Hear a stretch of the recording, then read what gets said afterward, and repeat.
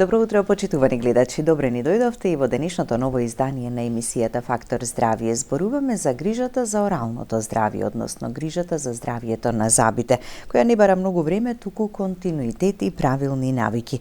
Со редовна хигиена, навремени прегледи можеме да спречиме многу проблеми со забите и да ја зачуваме нашата насмевка здрава. Имаме зашто многу да зборуваме, да дадеме информации, да едуцираме, да советуваме, а тоа ќе го направиме утрово во Фактор здравје со доктор Маја Петревска, доктор по дентална медицина од Промедика Медикал Центар. Добро утро, доктор Маја, и добре ни дојдовте. Добро утро и на вас, ви благодарам на поканата. Денеска ќе зборуваме за оралното здравје, она што секој од нас не засега, меѓутоа за жал мислам дека е нешто што сите го оставаме можеби на едно од последните места во нашите животи. И најчесто се јавуваме, некогаш несвесно го занемаруваме и го оставаме да се јавиме на стоматолог во моментот кога ние ќе имаме некаков проблем. Меѓутоа знаеме дека насмевката е она со кое што се соочуваме, односно кога го запознаваме некого, насмевката е таа која што е во првиот план.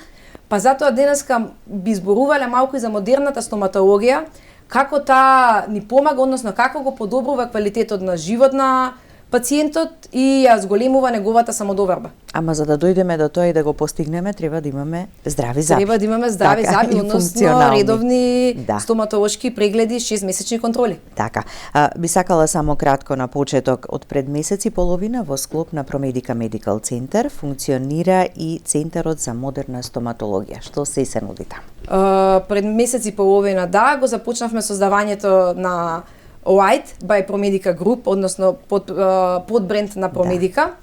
Би рекла дека тоа е моје бебе кое што го започнав проект пред месец и половина, кој што се уште го градиме, речиси изграден проект во White by Promedica, односно како дел од групацијата ќе ги нудиме, имаме сите стоматолошки гранки, односно ендодонција, лекувањето на коренските канали, превентивата, детската стоматологија, ортодонцијата, нели како сектор за исправување заби, естетската стоматологија, се она што е модерно денеска, односно што се вели Холивуд смајл, венири, коронки, орално-хируршки интервенции, надоместување на изгубени заби, импланти и така натаму. Да. Веќе сите оние кои што се заинтересирани, така можат да дојдат, да направат преглед, па да се види каква е состојбата.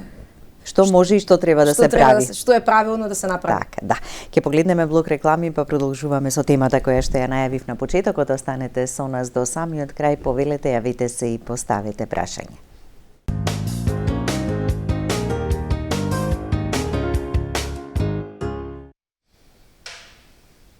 Маја Петревска, доктор по дентална медицина, зборуваме за грижата за оралното здравје, како да имаме добра, убава и здрава насмевка, што се како редовна контрола треба да направиме, што се може да се открие, што нуди модерната естетска стоматологија.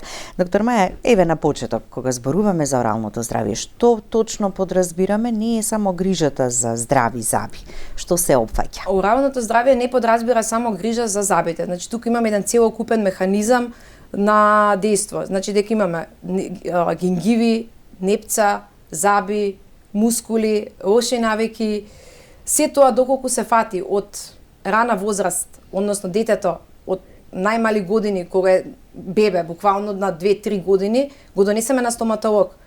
Тоа не значи дека во тој момент ние би поправале заби, во тој момент ние го носиме чисто да ја запознае целата средина и да се навикне на се она што би се работело во иднина, кога тоа дете ќе знае дека тука нема болка, нема травматично искуство, првата негова средба со стоматолог не е поради болка, тогаш се ќе биде различно во текот на годините. И тоа само дете ќе сака да доаѓа на стоматолог. Што значи дека грижата започнува од момент, од најрана возраст, од бебе, буквално од 2-3 месеци, кога гледаме алвеоларни гребени, кога гледаме дали тоа дете има некакви лоши навики, кои што можеби родителот... кои би биле тие лоши навики? На што мислите? Така, родителите можеби не би ги препознале. Најчесто гледаат и се јавуваат на стоматолог, моето дете вели диши само на уста. Знаеме дека дишењето на оралното дишење не е физиолошко. Физиолошко е она што е назално дишење на нос. Па во таквите моменти треба да се направи некаква функционална, миофункционална терапија. Во рана возраст понатаму имаме цицање на прст, долго цицање на цуцова. Сето тоа влијае на забите. на млечните заби зборувам. Најчесто доаѓа до нивно искривување, па се случуваат протрудирани велиме инцизиви, односно инцизиви предни заби кои што се наоѓаат нанапред, отворен загриз и така натаму. Да. Значи тие лоши навики, не во наводници, навистина се лоши навики, помалку или повеќе, влијаат и на развојот и на лицето, на вилицата. Да, тоа влијае Зошто се и на важни во тој развојот, поглед? се случуваат и екстраурални промени. Најчесто децата кои што дишат на уста, велиме дека имаат аденоиден профил.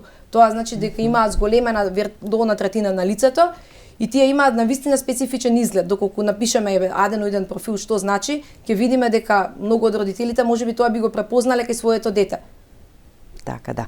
Дишењето на нос некогаш и ноќна слип апнеа, која многу често ја поврзуваме, односно најмногу со возрастните, меѓутоа присутна и во детската возраст. Стоматологот може да го забележи тоа и да им укаже на родителите, па тука веќе да почне да се презема нешто. Да, би требало, затоа што најчесто тоа дете имаме лоша оксигенација на во белите дробови, несоодветен доток на кислород, па поради тоа имаме лош квалитетен на сон и лош квалитетот на живот воопшто. Поради тоа ние како стоматолози треба да го препознаеме тоа дишење на уста. Најчесто им даваме тестови да ги спојат усничките, односно велиме да ги допрат без напор. Доколку тие 3 секунди ги држат споени устните, тоа е тест, и почнуваат она буквално да се длабоко да дишат, да се гушат, знаеме дека дишењето си бара да оди и преку уста. Во тој момент даваме некаква миофункционална терапија. Денеска во оваа модерна стоматологија тоа се работи уште од најрана возраст. Мобилни протези кои што ги носат додека се уште не се никнати нели трајните заби. Да. За да се искоренат лошите навики. Така. Затоа што ние понатаму ќе делуваме на забите, меѓутоа ќе имаме рецидиви. Ние не сме го тргнале етиолошкиот причинител кој што е причина за искривување на на тие заби и за тој неправилен раст, развој на горна или на долна вилица. И ние делуваме на забите, меѓутоа етиолошки причинител не тргаме. Ќе ги справиме забите, кога ќе завршиме со се, детево останува повторно со сите лоши навики и повторно имаме рецидив. Да. И проблем неквалитетен живот. Така да. Зошто е важна грижата за млечните заби подеднакво исто како и кога ќе изникнат трајните заби? Подеднакво исто, Им да. посветуваат ли родителите доволно внимание на млечните запчиња или најчесто велат па тие ќе паднат и не е толку важно како ќе се грижиме за нив? Да, или веќе е сменета состојбата од она ако споредуваме порано и сега? Постои мит дека да, ова се млечни заби, не ни се потребни, имаат нивни заменици, трајни заби, ќе се никнат и ние повторно ќе ги имаме сите заби во уста. Меѓутоа тоа не е така. Денешните родители, односно модерното време, имаме пристап до социјални медиуми, мрежи, интернет, artificial intelligence. Се можеме да прочитаме, да сватиме дека доколку предвремено изгубиме млечен зап, доаѓа до секундарни проблеми, односно велиме доколку изгубиме предвреме млечен зап, се јавува како проблем секундарна збиеност, односно тескоба, што значи дека забот, заменикот на млечниот предвремено се сместува во низот и му го зафаќа просторот на оној зап кој што е предвиден да никне на тоа место. Поради тоа млечните заби се доста битни. И секако во џвакањето на храната, детето нема соодветно џвакање, со тоа што доколку ги изгуби предвреме млечните заби и се уште не се никнати трајните заби, џвакањето е компрометирано, па имаме проблеми со дигестивен систем, што значи дека влијае и на општото здравје. Да. Кога е мало бебенце и кога веќе ќе никнат првите запчиња, од колку месеци до колку и како да се грижат родителите тогаш за Да, имаме еден прворазвоен стадиум кој што нели од 0 до 2,5 години, каде што имаме нели никнување на првите млечни заби. Во моментот кога ќе никнат, тие најчесто никнуваат од 4-тиот до 6-тиот месец од животот на детето, зависи дали имаме, кај некои никнуваат во 4-тиот месец, се смета за рано никнување, као во стоматологијата го велиме дентицио прекокс, односно прерана дентиција. Меѓутоа тоа не е нешто што не е во ред, тоа е нормална појава. Очекуваме дека и трајните заби, нивните заменици ќе никнат нешто порано. И во таквите ситуации кога никнуваат на 4-тиот месец, потребно е да се води грижа од ден 1, односно детето нели не е тоа што треба да се грижи, родителот има специјални градуирани четкички кои што се ставаат на прстот на родителот и само ги премачкуваат, ги чистат забите. Јазикот исто така треба да се чисти, пошто и на него се лепат наслаги од храна, кои што нели на него се создаваат бактерии и сето тоа останува во оралната празнина. Може најгорна граница каде што се очекува да почнат да никнуваат забите е 10-тиот месец и тоа се смета за некоја си подоцно еруптирање на забите, односно дентициотарда, за доцната дентиција и повторно ќе речам и ова е нормална појава. Не е нешто што е вон физиолошки, очекуваме дека и трајните замениците заби ќе се појават нешто подоцна во животот на детето. Така. Важно е да се грижат, нели, Важно да ги е да се одржат грижат. здрави и млечните, а потоа Да. и трајните запчиња. Кога станува збор за бременоста, што во текот на бременоста е дозволено да се направи како интервенција стоматолошка, бидејќи знаеме кај трудниците страдаат многу забите. Не кај сите. Не би Така? рекла дека страда, тоа е мит останат од некогаш, Од времето, дека од времето, добро. кога ќе речат Се пациентите, согласувам, да. моите заби се расипаа расипаа за во- време на бременоста. Не се расипале вашите, јас како им велам, вашите заби Аха. не се расипале за време на бременоста, доколку во време на бременоста имаме соодветни контроли, редовни контроли, соодветна орална хигиена, не може ништо да се случи. Значи да, точно тука имаме зголемено ниво на хормони, прогестерон, естрогени хормони кои што влијаат на гингивалното ткиво, се создаваат воспаление на гингивата. Меѓутоа со редовно чистење тоа ќе се среди. Имаме еден гравитацијски гингивит кој што се јавува околу 6-7 месец, затоа на трудницата се препорачува на почеток на бременост да дојде, па на 3 месеци во 5-тиот месец до пред финално до породување околу 7-8 месец да биде последната контрола. Значи не би рекла дека има Дека мора да се расипат поврзаност. забите во бременоста, Да, така. а доколку се расипе зап, односно претходно бил расипан тој зап, па не навремено понајден, во тој случај има одредени интервенции кои што може да се прават, се прави буквално све, може да се лекува воспаление, инфекција, куренски канал, внимаваме со правење на рентгенски снимки, иако нели денес има заштита престилки оловни кои што ја штитат трудницата од сето тоа доколку мораме да го направиме. Анестетиците кои што ги даваме додека нели за време на бременост се потполно безбедни за трудницата, може да се аплицираат, се избегнуваат сложени орално-хируршки интервенции и се избегнува естетика која што не е неопходна баш сега. Така. Се друго буквално може да се сработи. Така да. Кога велиме редовна грижа и редовни контроли, споменавте на 6 месеци е доволно, така да проверуваме во каква состојба се забите. Доколку правиме редовни контроли, навреме ќе откриеме и некои состојби кои потоа ќе значат и побрзо и полесно средување на состојбата.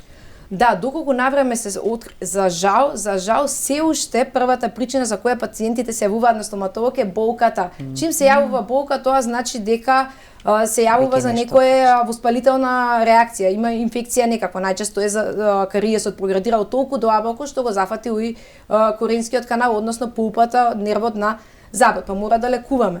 Да. Доколку сето ова на второ место би рекла дека е естетиката поради која што нели денеска влијае на самодовербата индиректно или директно на пациентите. И превенцијата би рекла дека е на третото место, каде што меѓутоа ние како стоматолози треба да се стремиме на прво место да се да биде превенцијата. Да биде превенција. А не болката. Така. Они најчесто се јавуваат во проблем со болка. Така да. Кога редовно би контролирале, би откриле секоја мала промена, Секоја мала промена, да. Во 6 месеци временски период ние не можеме да испуштиме нешто. Што и да се случи, да се појави некаков кариес, најчесто поради некористење на забен конец, кој што се јавува измеѓу забите, тој кариес ќе биде плиток. Буквално суперфицијален велиме. И ќе се исчисти, тоа не е болно. Немаме големо оштетување. Денешната стоматологија тежне кон што е можно повеќе зачувување на здраво ткиво. Во споредба со она што било порано, Она кога што било многу во минатото. полесно од неодењето на стоматолог, така се губеле забите, некои занемарени, заостанати или задоцнети Се состојби. губеле поради стравот. Да. Денеска тој страв го Присутен ли е надминуваме. стравот? Како го надминуваме денес со денешната стоматологија? Денешната стоматологија порано, за жал се работело без анестезија, сметале дека од одредени причини анестетиците не се безбедни, се јавуваат алергиски реакции, сето тоа кога ќе го внездиш ти во размислувањето на еден пациент, секој би си рекол па да, можеби нешто ќе се искомплицира, ока ќе издржам, ќе работиме без анестезија. Денеска би рекла дека анестетиците се сосема безбедни и ние не работиме стоматологија без аплицирање на анестезија. Значи денес имаме безболна стоматологија, буквално секоја интервенција е безболна, што значи дека пациентот не може да има страв, нити па некакво травматично искуство, и тоа е добро со новите генерации, односно малите деца, бидејќи тие од мали години не почувствувале болка, ги фаќаш на редовни контроли, работиш со анестезија, што и да е плитко, тој не знае за болка, што значи дека стравот полека исчезнува и со тоа би рекла дека би се зголемила и превенцијата кај пациентите. Порано стравот е тој што и знае дека доколку дојде на стоматолог ќе го боли нештото и не доаѓа. Да. До моментот додека не мора. Така, многу е важна и соработката, комуникацијата со пациентот, за да вие можете да го сработите сето тоа. Најбитното, доколку треба нема и соработка, тој да биде внимателен и да, треба да биде внимателен, треба да сака да се сработи како што треба да се сработи. Така, да. Сето она што го нуди денешната модерна стоматологија, веројатно ќе оди во насока дека се помалку ќе имаме не расипани заби. Забите веројатно ќе се расипуваат од ова или онаа причина, туку губење на забите, што е многу важно. Па да, според мене и според сите истражувања и се она што го гледаме на медиумите и во научните истражувања, дека денешната стоматологија е толку доста развиена што буквално се што она порано било за екстракција, за вадење, најчесто првите трајни молари кои што се ваделе, поради тоа што никнуваат први во устата на пациентот, односно на 6 годишна возраст, кога имаме мешана дентиција, кога пациентите се деца и се уште не се правилно едуцирани како да четкаат заби, се лепи, се ретинира плак, тие многу брзо се расипуваат. И порано, бидејќи толку било развиена стоматологијата, односно ендодонцијата како гранка, тоа значи ендодонција представува гранка за лекување на коренски канали, немале соодветни услови, немале рентген апарати, немале микроскоп за да ги пронедат каналите, се заостанувале каналите и автоматски забиви се губеле бидејќи немале овој начин да се излекуваат. Денеска сето тоа е надминато, заби се лекуваат, заби не се вадат. Што значи дека за одредени пар години ние имплантите можеби нема да се исфрлат, секогаш ќе има некој изгубен зап од одредени причини, меѓутоа тоа можеби би било еден имплант во цело забаво, нема да ги имаме оние случаи кои што ги велиме O16 или O14 каде што се изработуваат по 6 импланти доле, 4 односно 4 доле, 6 горе, за да се изработат нели фиксно протетски конструкции. Што значи дека се оди кон би останале како гранки што најмногу би се работеле ортодонцијата, каде што нели детево се раѓа со некаква малокузија поради генетика и одредени фактори. На тоа ние како стоматолози не можеме да искривувањата кои што потоа треба да се коригираат. На тоа не можеме ние да влијаеме како стоматолози, можеме само да го превенираме и да го подобриме. Така, да. Но и младите генерации веќе многу посвесни и многу посовесни се така за грижата за сопственото орално здравје. Од млади години јас ги гледам пациентите како доаѓаат, они веќе се знаат што е фолсинг, што е користење на забен конец, има медиуми, гледаат подкасти, видеа и се буквално едуцирани за разлика од би рекла јас кога сум била на нивните години. И многу порано претходно, така да не споредуваме. Ако речеме дали исхраната има свое влијание врз здравјето на забите, ќе биде повеќе во насока не како и што јадеме, туку како ги негуваме, односно се грижиме за негата на забите, чистењето, повнесувањето на храна.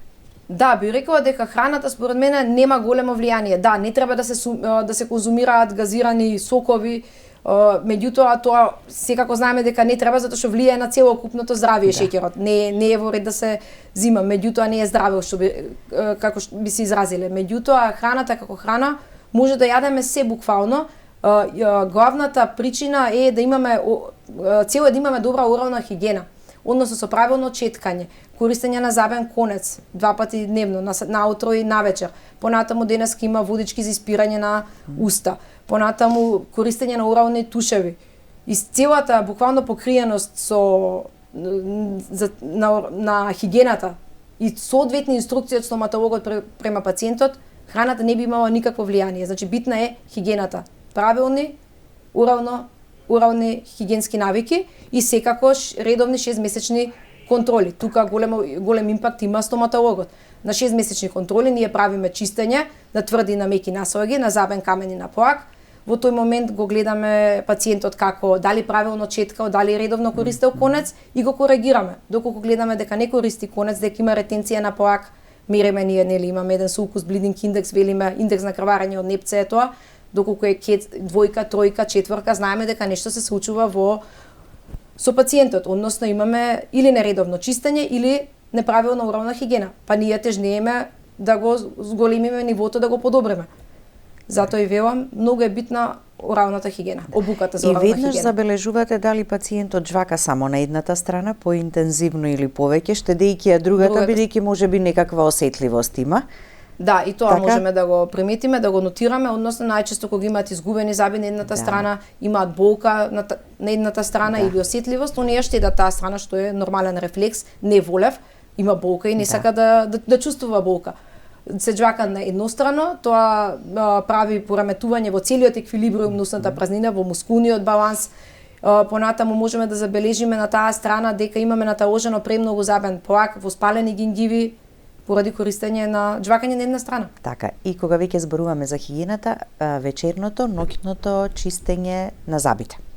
Колку е важно четкањето на забите навечер пред легнување? Идентично важно и ноќното и утринското, меѓутоа би рекла дека ноќното е исто премногу важно, затоа што најчесто ние сме јаделе цел ден, сме конзумирале, сме внесувале, односно не сме имале услови, сите работиме, обврски, не сме имале можност 12 часа да исчеткаме заби. Пред спиење многу е битно затоа што во текот на ноќта се лачи помалку плунка.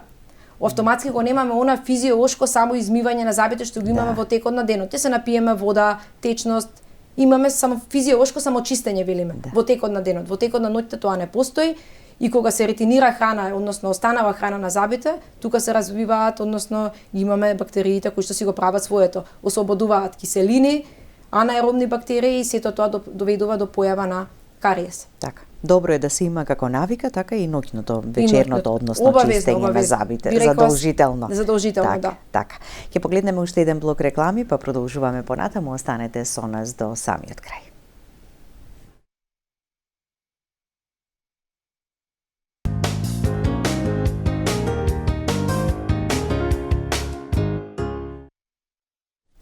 Продолжуваме со разговорот во студиото, информации, совети и едукација. Тоа ни е секогаш и целта, велиме, и да се навратиме на она како рековте, да направиме прва превенцијата да ни биде, па естетиката, па за на крај да доаѓаме заради болка, а можеби ако се грижиме и се помалку ќе биде присутна и болката и воспалението, бидејќи добро орално здравје значи отсуство и на кариес, и на отоци, и на воспаленија, болки и ред други нешта. Кога станува збор за ортодонтските апарати, што треба да се применат кај децата кога има одредени неправилности и искривувања. Како родителите да забележат или да знаат дека на детето му е потребно вакво нешто?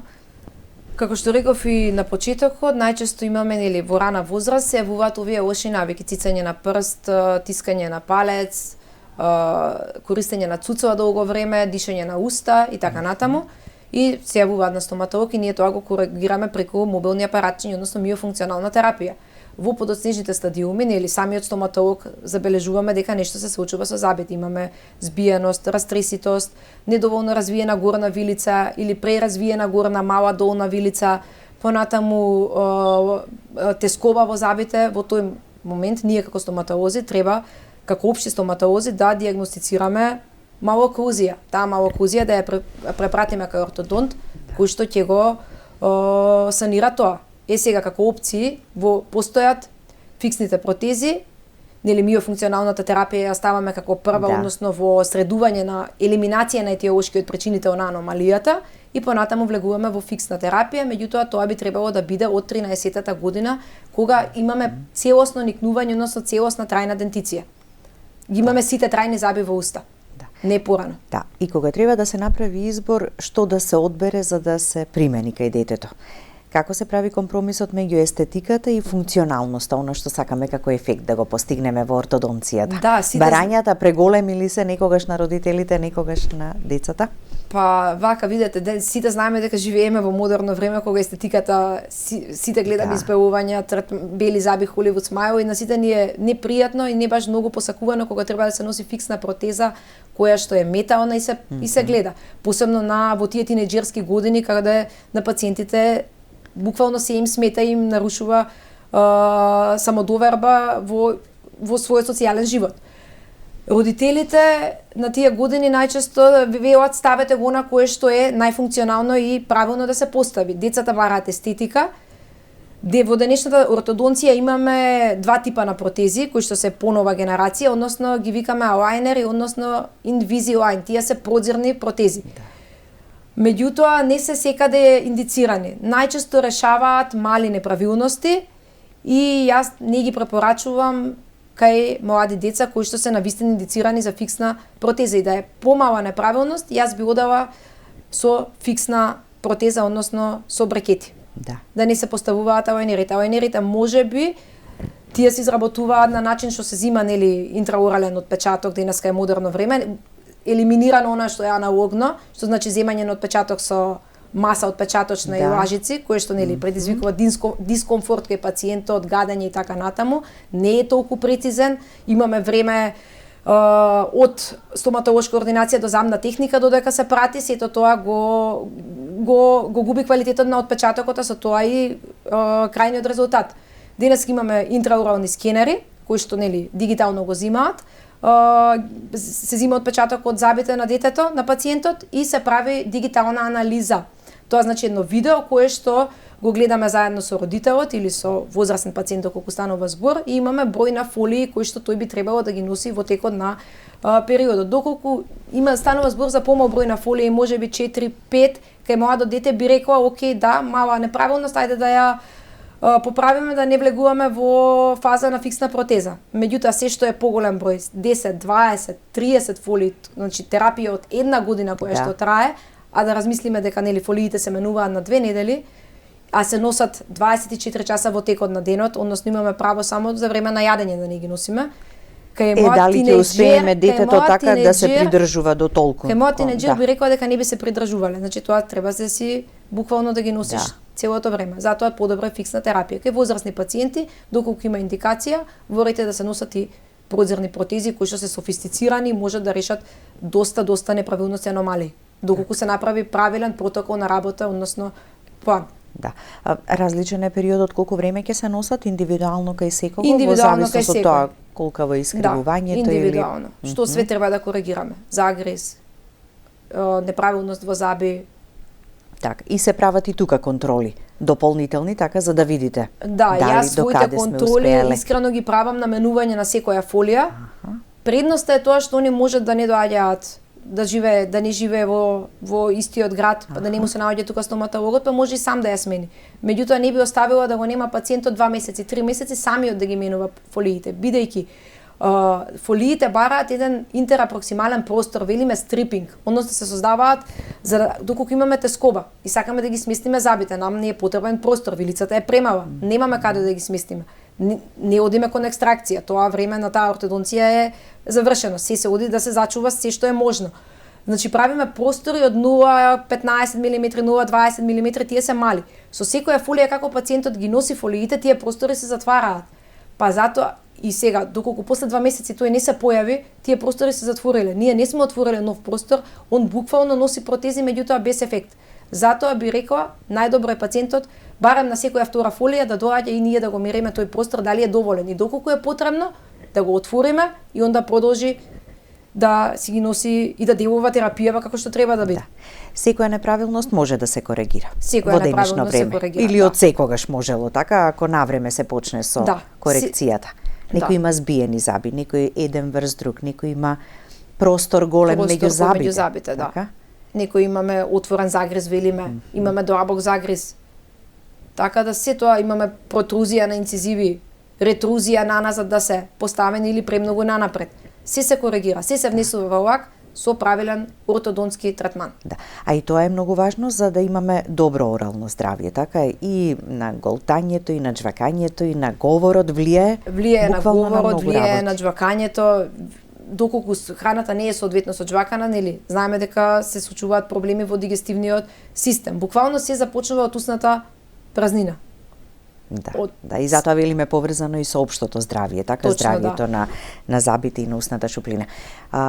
Колку технологијата, модерната технологија ја смени денешната стоматологија, односно што се нуди естетската стоматологија во денешната? Модерната стоматологија доста ја промени денешницата, односно од моментот дека е скратено времето на работа. Никој не сака да седи на стоматолошкиот стол, вклучувајќи не и нас тука. Да. Значи дека имаме пократко време на седење на пациентот во ординација, имаме попрецизна работа, имаме покомфортна стоматологија, безболна стоматологија, рековме дека имаме аналогната стоматологија сисврава, идеме кон дигитална стоматологија, кога се прават естетики, односно како ќе изгледаат пациентите на крајот, финалниот резултат, за разлика од порано, каде што се стругале забите инвазивно, односно се состругувале толку многу, да, меѓутоа тоа морало да биде така, не биле доволно развиени цементите, немало начин како да се врзат за забот, односно ако не се иструга. Тоа единствениот начин за ретенција била механичката ретенција. Во денешно време имаме хемиска врска, односно се оди кон минимално инвазивна стоматологија. Односно да се соструга она што мора и да се зачува се што е потребно да го имаме во уста, и меловото ткиво да биде достане што е можно поинтакно. Така да денешната стоматологија имаме CAD/CAM системи, односно тие се кои што ги принтаат коронките, односно го велиме one day dentistry, односно стоматологија во еден ден буквално го подготвуваме забот, земаме интраорален скен, го изработуваме дигиталниот дизајн во ординација, имаме машина која што го реже забот и го вградуваме во истиот ден во устата на пациентот. Буквално коронка што порано можеби се чекала по 2 недели да се изработи, денеска можеме да ја имаме во еден ден. Исто така тука е предноста во модерното ОНР-та. Значи порано било само фиксна терапија и тоа е тоа. Денеска имаме и транспарентни протези. Така. Многу работи кои што се нудат нели за пациентите. Веќе имаме гледач на линија, пред самиот крај да го вклучиме и да го слушнеме неговото прашање. Добро утро, повелете. Добро утро, Стеле Убаво, поздрав на вас и на гостинката. Ви благодариме. Да ве замолам нешто, дали може да ми оставите телефон како да се јавам во нивната ординација? Да, секако. Јас нема да можеме сега во моментов, ајде, еве ќе ги замолам од режијата да го запишат вашиот телефонски број, па да ви исконтактираме дополнително. Или во Промедика ќе можете да се јавите во Промедика Медикал Центар, па оттаму ќе ги препратат на стоматологија. Така, еве, ако добро запамтивте, значи Промедика Медикал Центар, јавете се таму и кажете дека имате потреба, односно сакате консултација или преглед во стоматолошката ординација. На самиот крај пораката која ќе биде до сите нас. Пораката до сите нас е да ги смениме овие рамки болка, естетика и превенција. Да биде превенција, естетика и последна болка. Така да. Ви благодарам за гостувањето, се надевам и верувам дека ќе имаме и следна прилика повторно да зборуваме.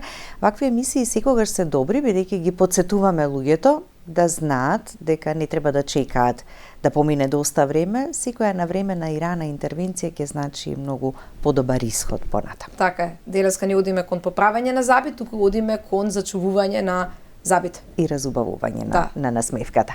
Благодарности до вас, почитувани гледачи, за вниманието со кое наследевте. Останете и понатаму со програмата на ТВ24. Имајте убав и пријатен ден.